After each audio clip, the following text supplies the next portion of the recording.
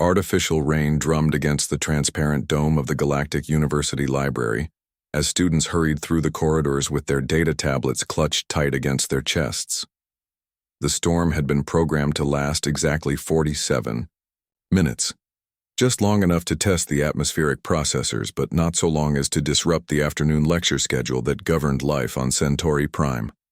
Professor Caney moved through the preparation room adjacent to Lecture Hall 7 with methodical precision that spoke of decades teaching interspecies relations.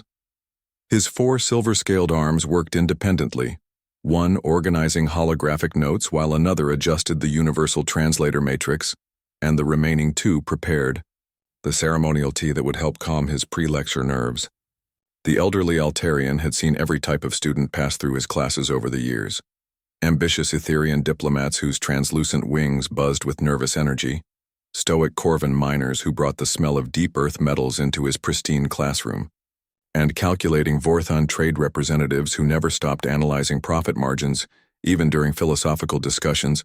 Today marked the 15th week of his advanced seminar on theoretical frameworks for interspecies conflict resolution, AI, course that attracted only the most serious graduate students from across the galaxy. The enrollment list read like a diplomatic registry. 12 Etherians pursuing careers in galactic mediation, 8 Corvans studying labor relations between mining consortiums, 15 Vorthons specializing in trade dispute resolution, 3 Zephyrians interested in atmospheric terraforming conflicts, and 1 human. The human student had caused quite a stir when he first appeared on the enrollment roster. Humans were uncommon this far from Earth. Their homeworld remained somewhat isolated despite recent diplomatic overtures from the Galactic Federation. Most species knew humans by reputation rather than direct contact, and that reputation painted them as dangerous deathworlders, whose planet had forged them into something between soldiers and survivors. Alex Chen had defied those expectations throughout the semester. He sat quietly in the back row of every lecture, taking detailed notes with an old-fashioned writing implement rather than the holographic systems preferred by other species. His questions demonstrated deep thinking about complex philosophical issues, and his papers explored nuanced approaches to conflict resolution that impressed even Professor Caney's most demanding colleagues. The human never spoke about his background, but university records indicated he had arrived on Centauri Prime aboard a civilian transport 6 months earlier, with credentials from Earth's diplomatic academy. His academic performance ranked in the top 5% of the class, and his respectful demeanor had gradually overcome the initial wariness of his classmates who had expected something more aggressive from a member of such a notorious species. Professor Caney entered Lecture Hall 7 precisely at 1400 Standard Time, punctuality being one of the few universal values shared across galactic civilization. The tiered amphitheater could accommodate 300 students, but today held only 47, creating an intimate atmosphere that encouraged detailed discussion rather than formal lecturing. Afternoon sunlight filtered through polarized windows, casting geometric patterns across the curved walls lined with cultural artifacts from dozens of worlds. Students filed in with the casual efficiency of advanced academics. Etherians choosing seats near the windows where natural light enhanced their translucent beauty. Corvans preferring the sturdy chairs designed for heavier species. Vorthons clustering together to share real-time data analysis through their networked tablets. And Alex taking his customary position in the back corner where he could observe the entire room without distraction. Today we explore the psychology of intimidation in diplomatic contexts. Professor Caney announced as his holographic projector displayed historical examples of successful and failed negotiations.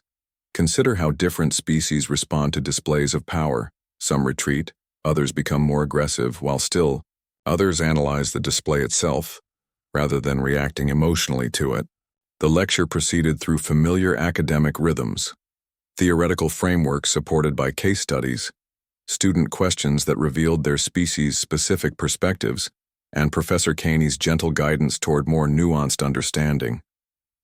23 minutes into the session, while discussing the role of environmental factors in negotiation psychology, the main entrance doors suddenly hissed open with a sound that shouldn't have occurred during class time.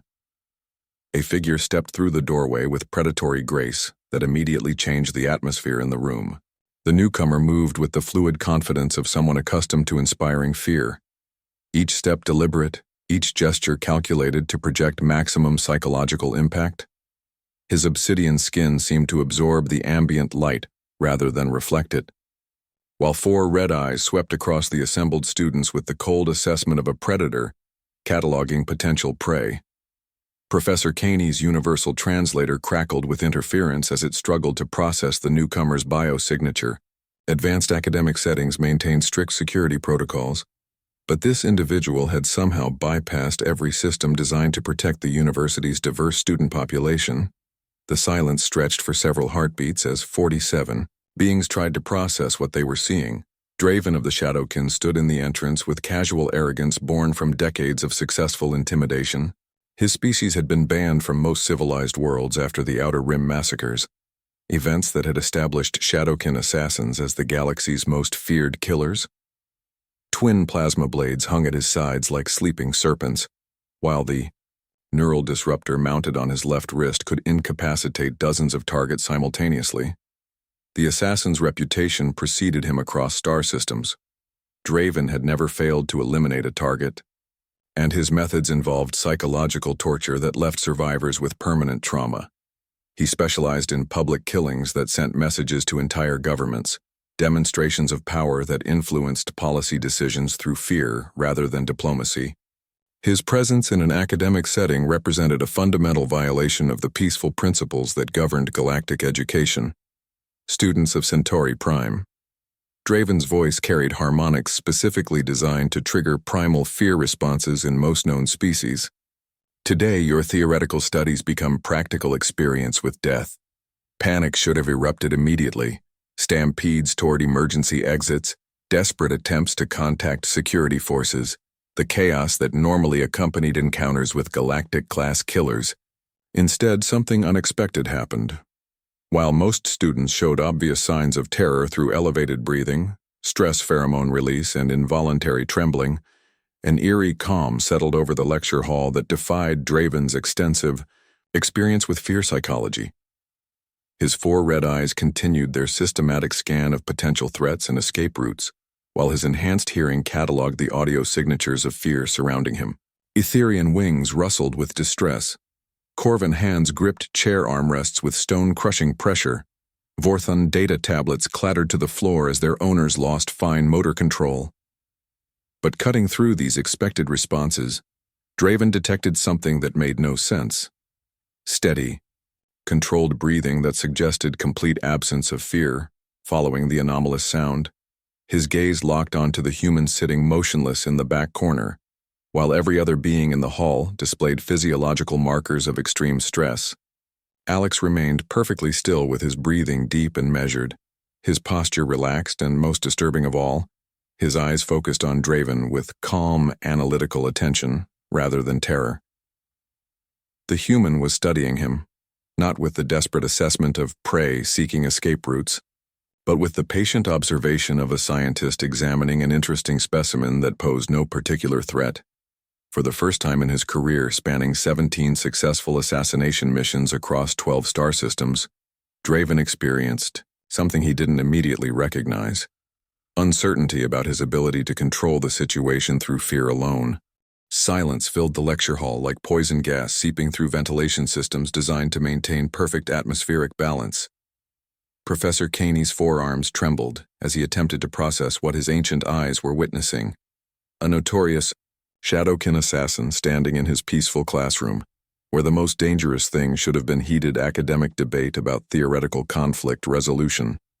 Draven savored these moments of pure terror when his victims first comprehended their fate. But something felt fundamentally wrong about this particular hunt.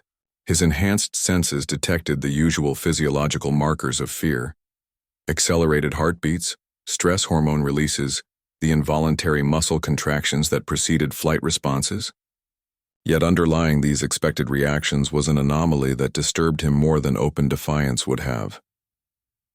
The human continued breathing with mechanical precision while his eyes tracked Draven's movements with scientific curiosity rather than survival instinct.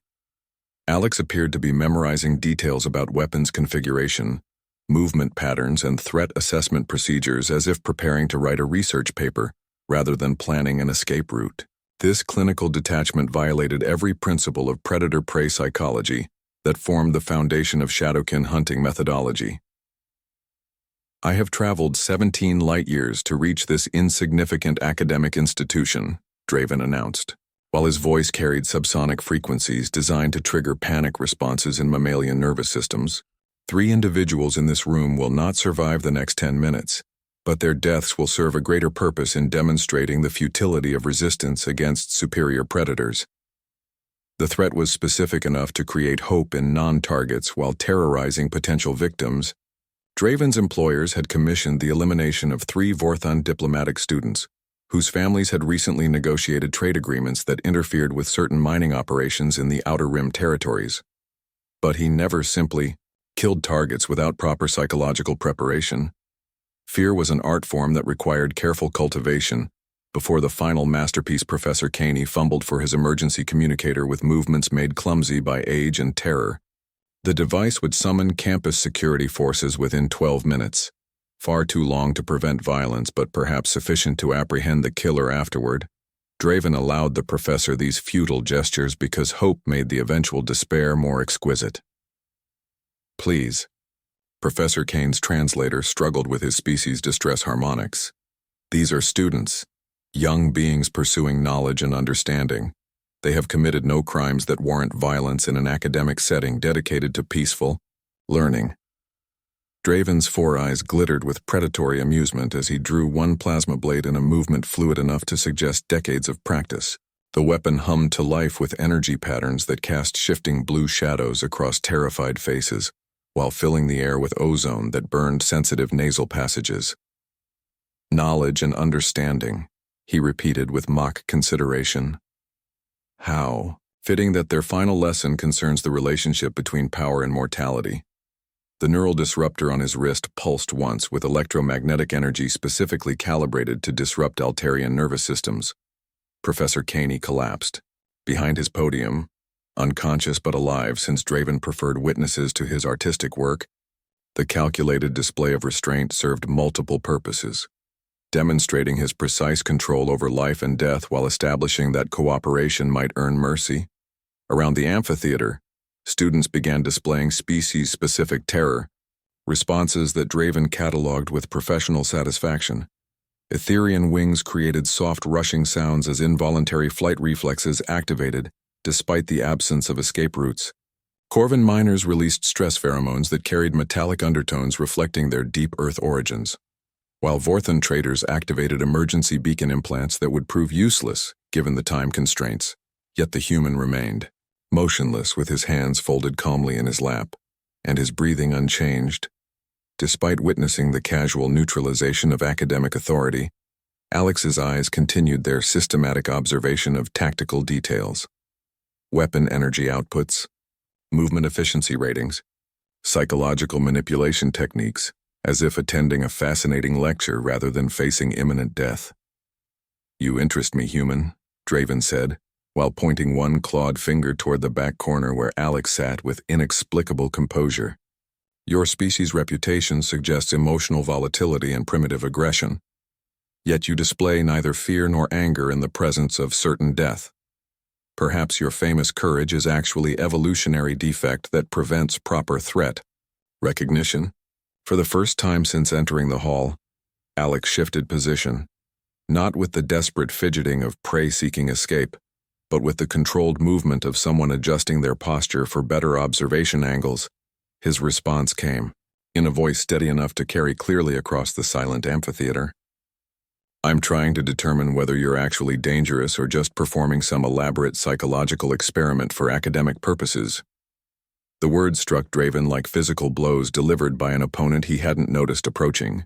In 17 years of professional killing across dozens of star systems, no victim had ever questioned his lethality with such casual dismissiveness. Beings typically begged for mercy, offered bribes, or attacked in desperate panic, but none had ever suggested that his fearsome reputation might be exaggerated theater psychological experiment. Draven's voice rose with genuine outrage that overwhelmed his usual controlled menace. I am death incarnate, the shadow that ends bloodlines and topples governments through terror alone. My name is whispered in the darkest corners of the galaxy, as warning against crossing my employers. Alex nodded with the academic appreciation of someone evaluating an interesting thesis statement. That's certainly an impressive reputation, he agreed conversationally. But reputations can be manufactured through careful marketing and selective target choice. Any competent intelligence analyst could create a fearsome legend by avoiding well-defended targets while ensuring wide publicity for victories against softer opposition. The analysis cut deeper than plasma blades could have reached because it contained enough truth to be genuinely insulting. Draven had indeed built his career through strategic target selection that maximized psychological impact while minimizing actual risk. He specialized in assassinating isolated diplomats, unguarded academics, and civilian leaders, rather than confronting military personnel or hardened security forces. You dare question my accomplishments? Draven snarled while raising his plasma blade toward the human who sat with infuriating calm. Perhaps I should demonstrate my capabilities on your primitive flesh before proceeding to my actual targets. That would certainly resolve the question, Alex replied with academic interest, though it would also confirm that your reputation depends more on intimidation than actual skill. Anyone can kill an unarmed student. The real measure of an assassin would be successfully completing the mission you came here to accomplish. The casual challenge revealed a level of psychological manipulation that Draven had never encountered. From prey species, instead of begging for mercy or attempting escape, the human was actively goading him toward tactical errors that would compromise his primary objectives. More disturbing still was the growing realization that this supposedly primitive Deathworlder was displaying sophisticated understanding of predator psychology while remaining completely unaffected by techniques that had never failed before. For the first time in his career, Draven found himself wondering whether he had made a fundamental miscalculation about the nature of human survivors from violent worlds. Sweat began forming along Draven's obsidian skin, despite the perfectly controlled climate systems that maintained ideal atmospheric conditions throughout the academic complex. His enhanced physiology rarely experienced stress responses. Shadowkin. Evolution had eliminated such weaknesses millennia ago during their ascension to apex predator status on their homeworld of perpetual darkness. Yet this human's inexplicable calm was triggering primitive alarm systems buried deep in his genetic memory. The psychological dynamics of their confrontation had shifted in ways that violated everything Draven understood about predator-prey relationships. He possessed superior physical capabilities, advanced weapons technology, decades of professional experience, and a reputation that commanded fear across civilized space. The human sat unarmed in an academic setting with no backup support and no apparent escape route, yet somehow controlled the tenor of their interaction through pure psychological dominance. 23 minutes, Alex observed while glancing at the chronometer display above Professor Caney's unconscious form. You've been standing there talking for nearly half an hour without accomplishing anything concrete. Most professional killers I've studied prioritize efficiency over dramatic presentation, unless they're compensating for fundamental insecurity about their actual capabilities. The clinical assessment landed like another precision strike against Draven's carefully constructed self-image. Academic analysis was stripping away the mystique that formed the cornerstone of his professional methodology, while revealing uncomfortable truths about his preference for psychological theater over direct action. He realized that his elaborate intimidation rituals served as much to reassure himself as to terrorize victims. You claim to have studied professional killers, Draven said while struggling to regain control of the conversation. What would a sheltered academic know about death and violence? Your species may have emerged from a dangerous world, but you personally have lived your entire life in the safety of civilized space. Alex tilted his head with genuine curiosity, rather than defensive anger. Actually, I find that interesting, he replied conversationally. You're making assumptions about my background based on current circumstances rather than gathering intelligence about potential threats, another sign of either overconfidence or inadequate preparation for this mission. The human's continued refusal to display fear was beginning to affect the other students in ways that compromised Draven's tactical position. Etherian wings had stopped their panicked fluttering as their owners began watching the exchange with fascination rather than terror. Corvin miners were studying Alex with respect, typically reserved for formidable opponents, while Vorthon targets had stopped cowering and started analyzing the situation with their species' natural strategic thinking. You think you understand predators because you read about them in academic texts? Draven snarled while activating his neural disruptor at low power settings that created visible energy discharge without causing permanent damage. But knowledge gained from books cannot prepare soft civilians for the reality of facing death incarnate. Books. Alex seemed genuinely amused by the suggestion.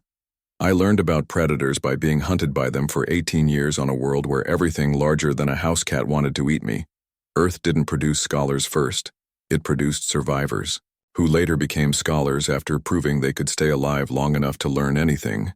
The casual mention of Earth's hostile environment sent ripples of understanding through the assembled students who had heard stories about humanity's origins, but never considered their implications. Most galactic species evolved on worlds with stable ecosystems where predation was rare and environmental threats minimal. The idea of a planet so actively dangerous that its inhabitants required constant survival skills just to reach adulthood challenged fundamental assumptions about civilized development. Draven's four eyes narrowed as he began reassessing the tactical situation through new parameters. If humans truly evolved under constant predation pressure, their psychological responses to threats would differ fundamentally from species accustomed to safety. Fear served as a survival mechanism for beings who rarely encountered mortal danger. But species that faced death daily would develop different emotional frameworks for processing such encounters. Your homeworld's reputation may be exaggerated to enhance human diplomatic leverage, Draven suggested while knowing the argument was weak even as he voiced it. Primitive conditions can be overcome through technology and social organization. Civilized humans no longer require survival skills their ancestors needed. Alex stood up slowly with movements that somehow conveyed controlled power despite their fluid grace. The gesture was not threatening in any obvious way, yet something deep in Draven's predator instincts recognized the motion of an apex predator rising to face a challenger. For the first time since entering the lecture hall, the Shadowkin assassin felt like prey, rather than hunter. Earth produces about 12 billion humans, Alex said conversationally while maintaining his relaxed posture. Every single one of them descended from ancestors who survived ice ages, supervolcanic eruptions, asteroid impacts, plague outbreaks, resource wars, and predators that make you look like a domesticated pet. We didn't become the dominant species through cooperation and technology. We got there by being more dangerous than everything else that tried to kill us. The simple statement carried implications that reframed everything Draven thought he knew about human capabilities. Academic reports focused on their recent diplomatic overtures and technological achievements, but those represented civilized veneer over evolutionary foundations forged by millions of years fighting for survival against impossible odds.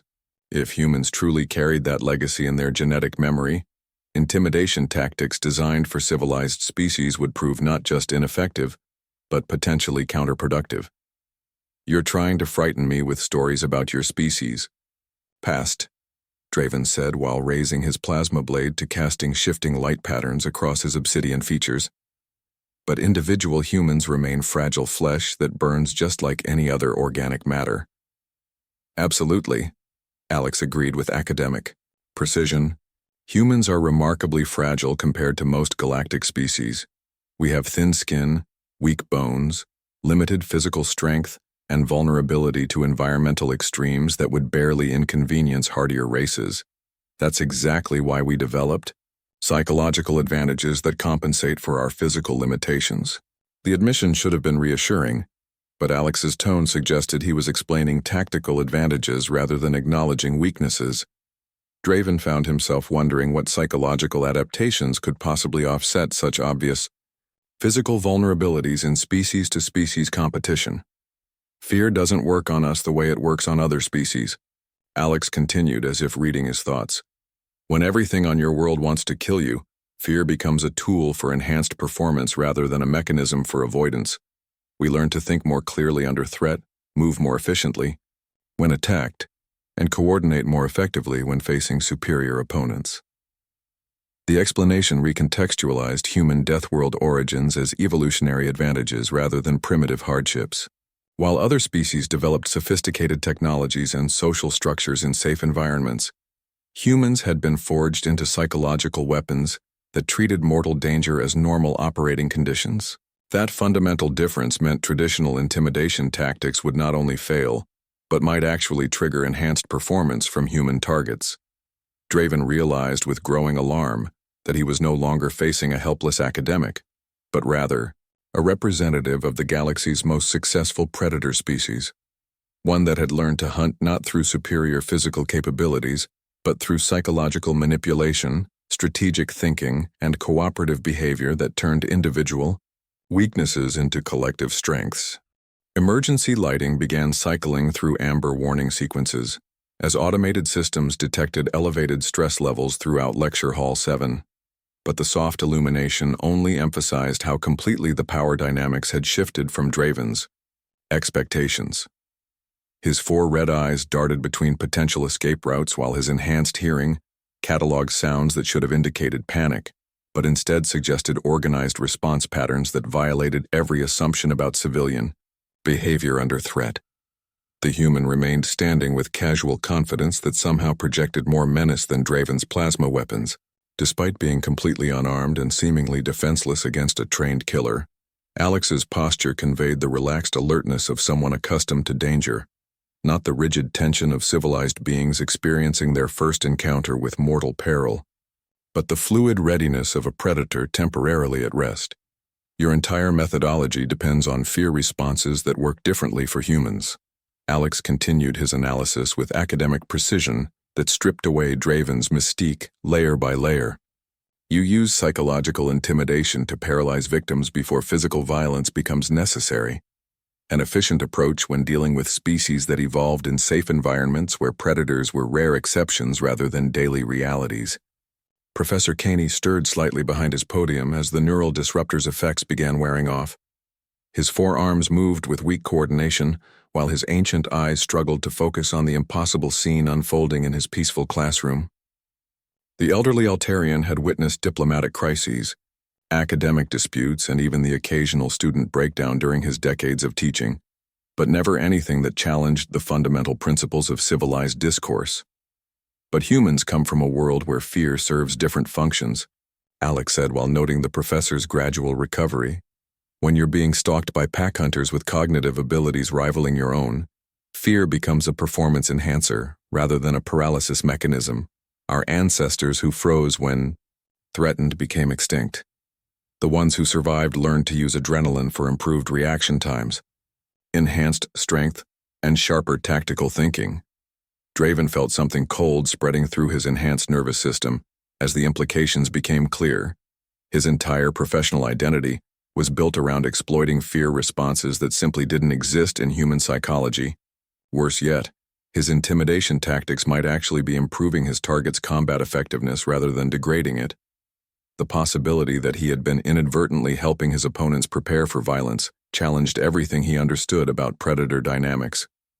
"You're lying," Draven snarled while knowing his voice lacked its earlier conviction. No species could evolve to benefit from terror. Fear exists specifically to prevent creatures from engaging threats they cannot overcome. Your claims violate basic evolutionary principles that govern survival behavior across the galaxy. Alex shook his head with the patience of someone correcting a student's misconception. Fear of the unknown, yes, that's universal, he agreed.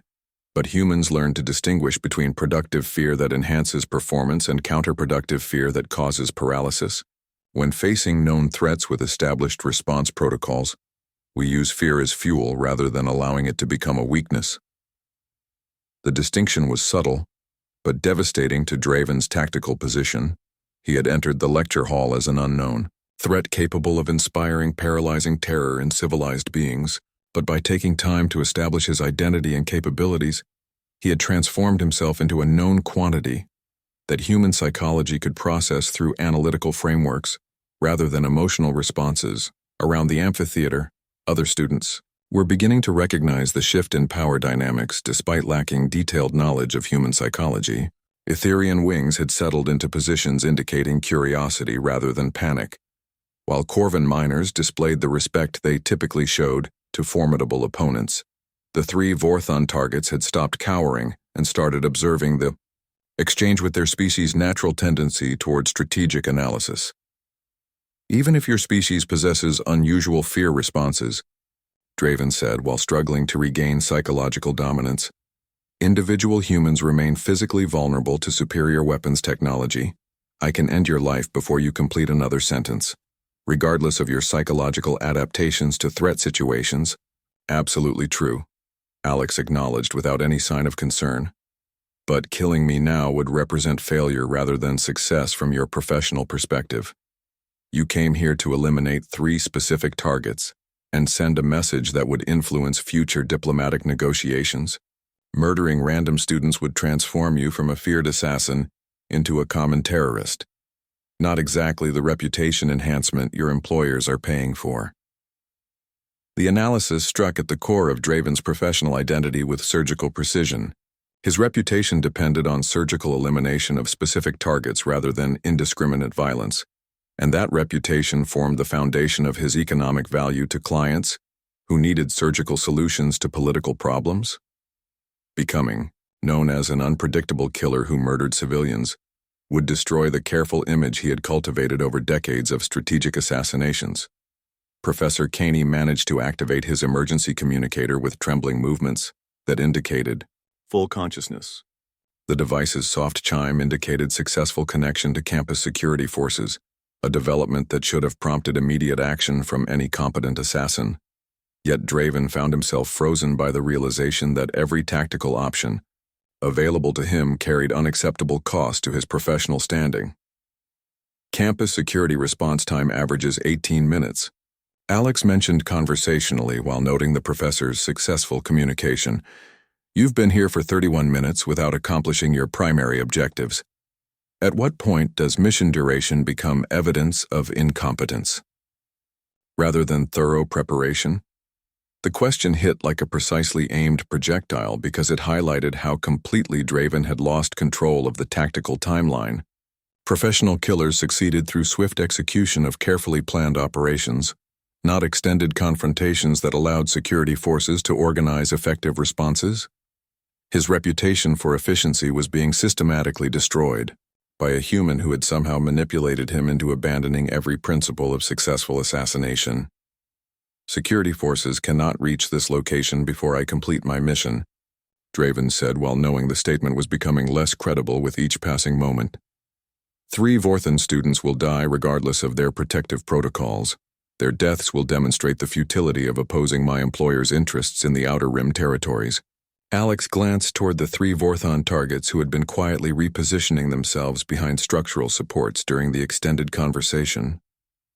You mean those Vorthon students? He asked with mild curiosity. They followed standard evacuation protocols 20 minutes ago. They're probably in secure locations by now while you've been standing here talking to me. Draven's 4 eyes snapped toward the positions where his targets had been sitting, only to discover that the seats were indeed empty. While he had been focused on psychological warfare with the human, his actual objectives had slipped away. Through emergency procedures he had completely failed to notice. The realization that civilian academics had successfully evaded a professional killer through basic safety protocols represented a humiliation beyond anything he had previously experienced. How? The question escaped his lips as barely a whisper while his enhanced senses confirmed that his targets were no longer within the lecture hall. His reputation, his mission, his entire professional identity. Everything was crumbling because he had allowed one human to manipulate him into forgetting why he came here. Human emergency response doctrine, Alex explained with academic interest. When facing active threats, civilian populations immediately begin defensive actions while maintaining appearance of compliance. You were so focused on intimidation displays that you missed coordinated evacuation procedures happening around you, another sign that your methods work better against panicked individuals than organized groups. The final piece of psychological demolition fell into place as Draven understood how completely he had been outmaneuvered, not through superior firepower or advanced technology, but through simple tactical awareness, combined with species-specific, psychological advantages that turned his greatest strengths into exploitable weaknesses. Through the polarized windows of Lecture Hall 7, movement became visible as security forces established perimeter positions around the academic complex, with military precision that spoke of extensive training and professional competence. Draven's enhanced vision tracked the deployment patterns while his augmented hearing detected communication protocols that indicated sophisticated coordination between multiple response teams rather than the panicked improvisation he had expected from civilian campus security. The tactical situation had deteriorated beyond any possibility of mission success, yet Draven found himself unable to process retreat options while his entire worldview underwent fundamental reconstruction. Everything he understood about human capabilities, galactic power dynamics, and his own professional supremacy was being systematically demolished by a single unarmed academic who had somehow inverted their roles without visible effort. 47 minutes. Alex observed while checking the chronometer with casual interest. Your mission parameters probably included escape windows that closed 30 minutes ago. At this point, you're improvising rather than executing a planned operation. Another indicator that professional reputation doesn't always align with actual competence. The continuing analysis felt like psychological torture designed to break down Draven's mental defenses through relentless accuracy rather than dramatic confrontation. Each observation stripped away another layer of self-deception until he was forced to confront uncomfortable truths about his methods, his capabilities, and his place in the galactic hierarchy of dangerous beings. Professor Caney had recovered enough to sit upright behind his podium, while maintaining careful observation of the standoff that had transformed his peaceful classroom into a battlefield of psychological warfare. His forearms moved with growing coordination as neural function returned to normal levels, though his ancient eyes still reflected confusion about how an academic discussion had evolved into something resembling military operations. Campus security includes significant human personnel, Alex mentioned conversationally. Earth defense. Force veterans working in administrative and protective roles throughout the university system. Approximately 437 human staff members currently on duty across various departments, including a full battalion of combat-experienced soldiers providing security services. The information struck Draven like a physical blow as he realized the scope of his miscalculation. He had planned his mission based on intelligence about alien security forces that would respond with typical civilian law enforcement protocols, not military veterans trained for combat against hostile forces. Humans with battlefield experience would approach threat neutralization through entirely different tactical frameworks that prioritize decisive action over negotiation. You never researched human presence on this campus? Alex continued his systematic demolition of Draven's professional competence. Another oversight that suggests inadequate mission preparation. Any qualified intelligence analyst would have identified potential complications before attempting operations in territories with significant Deathworlder populations. Through the communication system, a new voice cut through the tension with calm authority that carried undertones of controlled violence. This is Colonel Hayes, Campus Security Command. All civilian personnel have been evacuated to secure locations. Hostile individual in Lecture Hall 7. You have 90 seconds to surrender weapons and exit through designated routes. Failure to comply will result in active response protocols. The announcement confirmed Alex's claims about human military presence, while establishing timeline constraints that eliminated Draven's remaining tactical options. Professional killers succeeded through careful planning and swift execution, not extended standoffs against organized opposition with superior numbers and defensive advantages. His reputation for efficiency was being replaced by evidence of spectacular failure that would follow him throughout whatever remained of his career. Military terminology indicates combat veterans rather than civilian security, Alex noted with academic interest. Active response protocols typically involve coordinated assault by units trained for building clearance operations. Based on standard Earth Defense Force doctrine, they'll use non-lethal methods initially but escalate to lethal force if you demonstrate continued threat potential. Draven's plasma blades hummed with ready energy, while his neural disruptor charged to maximum output. But the weapons that had intimidated countless victims across the galaxy now felt inadequate against opponents who had survived actual warfare rather than academic discussions about conflict resolution. Shadowkin enhancement provided significant advantages over most species, but humans had evolved for violence on a scale that dwarfed anything his people had experienced. "I could still kill you," Draven said while knowing the threat lacked conviction. "Regardless of external circumstances, I possess sufficient capability to end your life before security forces breach this location." Alex nodded with thoughtful consideration rather than fear. "Probably true," he agreed. "But then what happens?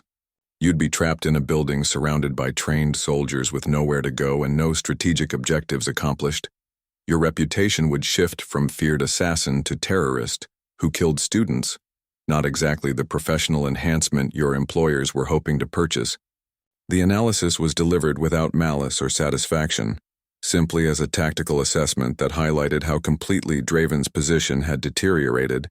Even successful violence would represent failure from any meaningful perspective, while survival required abandoning the mission that had brought him across 17 light-years to this academic institution.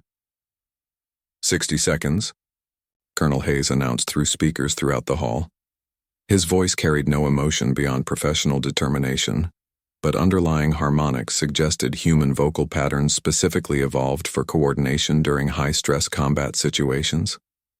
The countdown represented not negotiation, but notification of impending action by beings who had learned to kill efficiently, rather than dramatically, around the amphitheater. Remaining students watched with fascination as their quiet classmate continued dismantling a galactic-class assassin through psychological manipulation alone. Etherian diplomatic students were memorizing techniques that would enhance their future negotiation capabilities, while Corvin miners showed respect typically reserved for opponents who had proven their worth through trial by combat. 30 seconds. The countdown continued with mechanical precision while Draven struggled to process options that no longer existed. His entire professional methodology had been built around psychological dominance that created tactical advantages through fear, manipulation, but those advantages evaporated when facing opponents who used fear as performance enhancement rather than paralysis. Mechanism, Alex remained standing, with relaxed alertness that somehow projected more menace than Draven's advanced weapons despite being completely unarmed. "Your exit window is closing," he observed conversationally. "After this point, attempting to leave becomes significantly more dangerous than staying to face whatever consequences follow. Human military doctrine prioritizes containment over confrontation.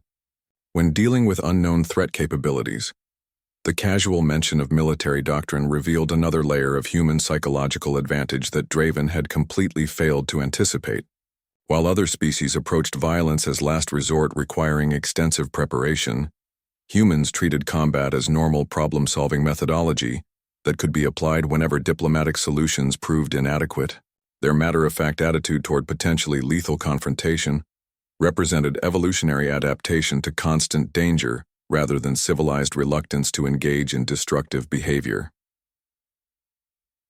15 seconds, Colonel Hayes announced while background sounds indicated movement by personnel trained for building assault operations. The human military officer's voice carried professional courtesy rather than anger or fear, the tone of someone prepared to solve problems through violence if necessary, but equally comfortable with peaceful resolution if cooperation could be achieved. Draven realized that his reputation as death incarnate meant nothing to beings who had spent their evolutionary history fighting creatures more dangerous than anything the galaxy had produced.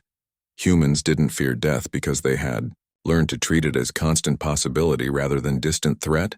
Their psychological frameworks processed mortal combat through analytical rather than emotional systems that turned battlefield conditions into tactical puzzles requiring efficient solution time. Alex said quietly as the countdown reached 0. "Your choice. Walk out as failed assassin who lives to work another day, or face 400 human veterans who've decided you represent threat to their territory. How do you think that ends?"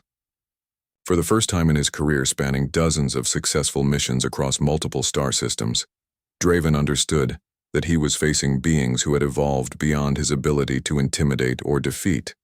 The humans standing before him represented Not just individual opponent, but entire species that had learned to hunt apex predators as survival necessity, rather than professional specialization.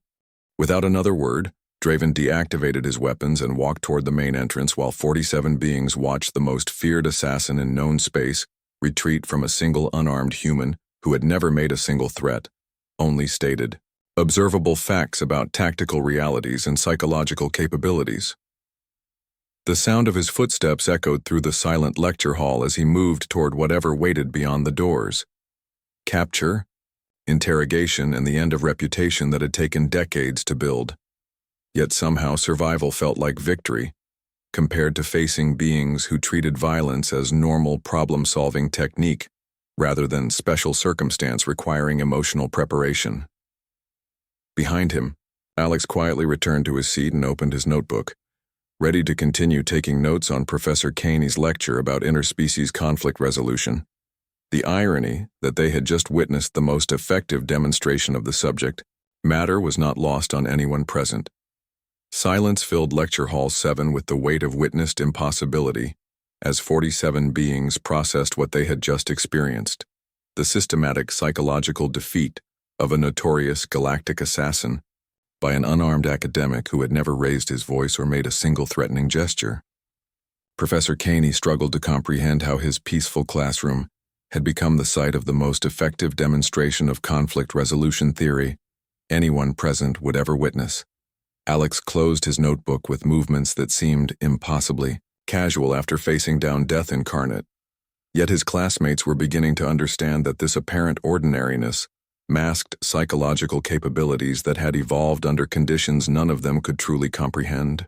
The human had not defeated Draven through superior firepower or advanced technology, but through species-specific advantages that turned the assassin's greatest strengths into exploitable weaknesses. Through the tall windows, campus security forces could be seen escorting Draven toward detention facilities with professional efficiency that spoke of extensive experience handling dangerous individuals. The feared Shadowkin moved with compliance born not from physical restraint, but from psychological defeat that had stripped away his mystique and left him as merely another captured criminal rather than legendary killer. How? Professor Caney's voice cracked with age and confusion as he attempted to process events that challenged everything he understood about power dynamics between species. His forearms trembled with residual neural disruption, while his ancient eyes struggled to reconcile the quiet student he had known for 15 weeks with the being who had just dismantled a professional killer through conversation alone. Alex looked up from organizing his academic materials with expression that suggested the question itself was interesting rather than the events that prompted it. Humans evolved different psychological responses to mortal threats, he explained with the same academic precision he brought to theoretical discussions about diplomatic frameworks. When everything on your homeworld wants to kill you, fear becomes performance enhancement rather than paralysis mechanism, and violence becomes problem-solving tool rather than last resort. The explanation was delivered with matter-of-fact casualness that somehow made it more disturbing than dramatic. Proclamations would have been.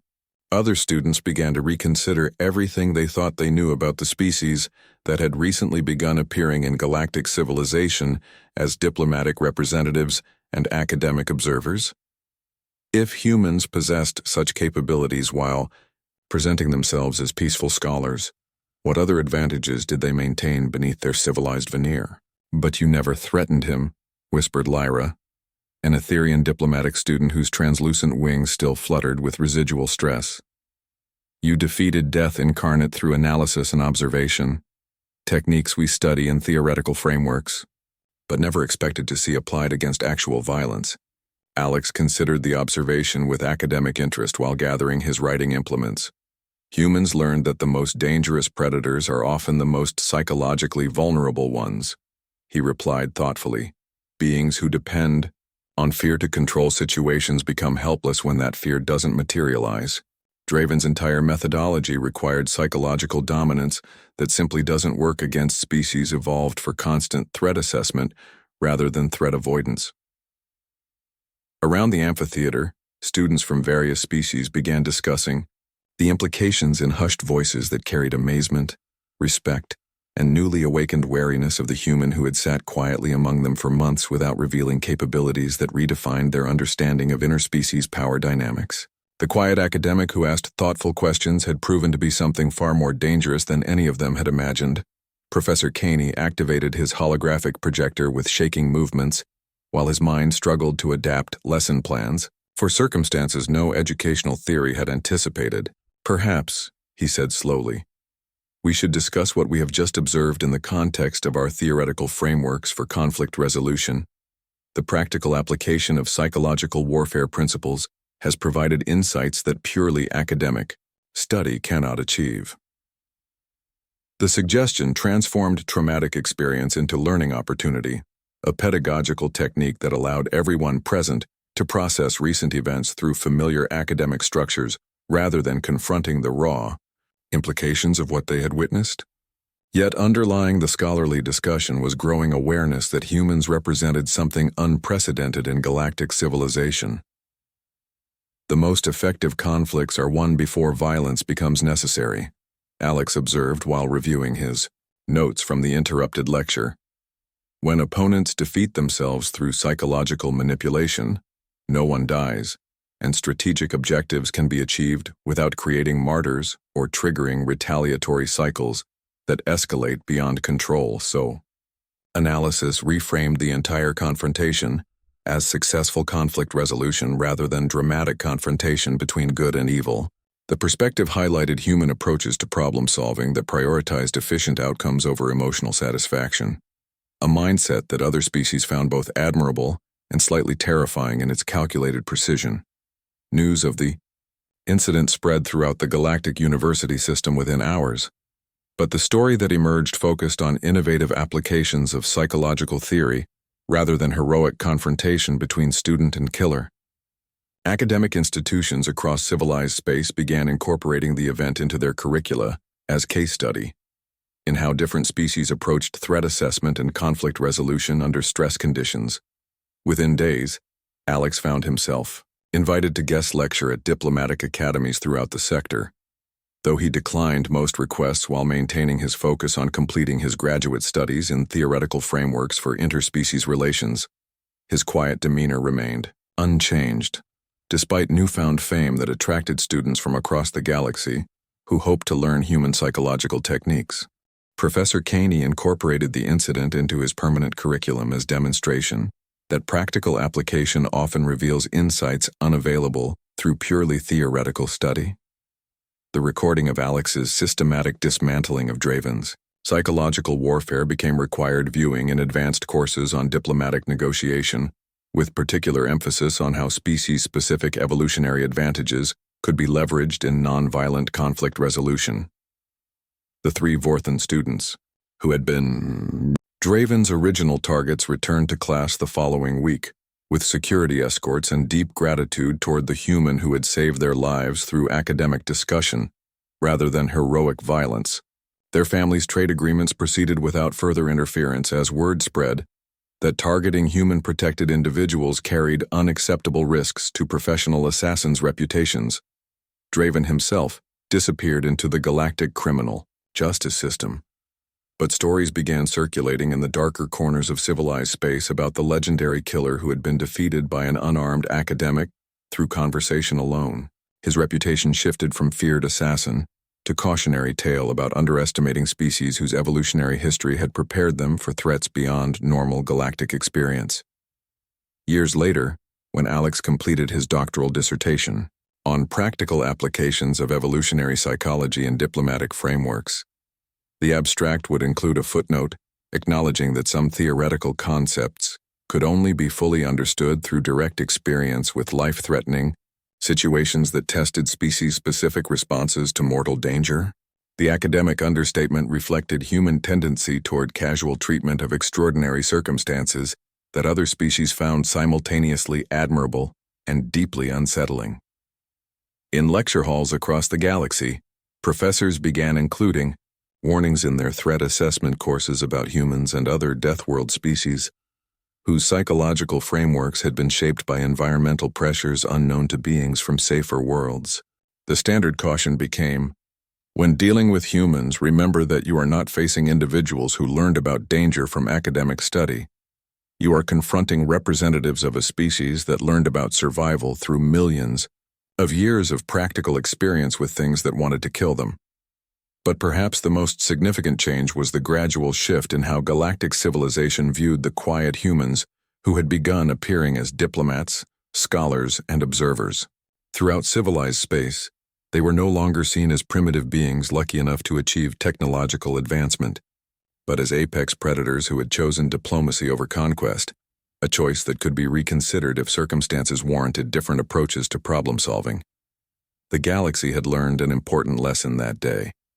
Humans were dangerous not because they were violent, but because they were so remarkably effective at achieving their objectives through whatever means proved most efficient, including methods that other species had never considered or could not psychologically implement. And in Lecture Hall 7, every semester brought new students who hoped to learn from the professor, whose classroom had hosted the most famous demonstration of practical conflict resolution in academic history. Though Professor Caney always warned them that some lessons could only be learned through direct experience with circumstances he hoped they would never encounter.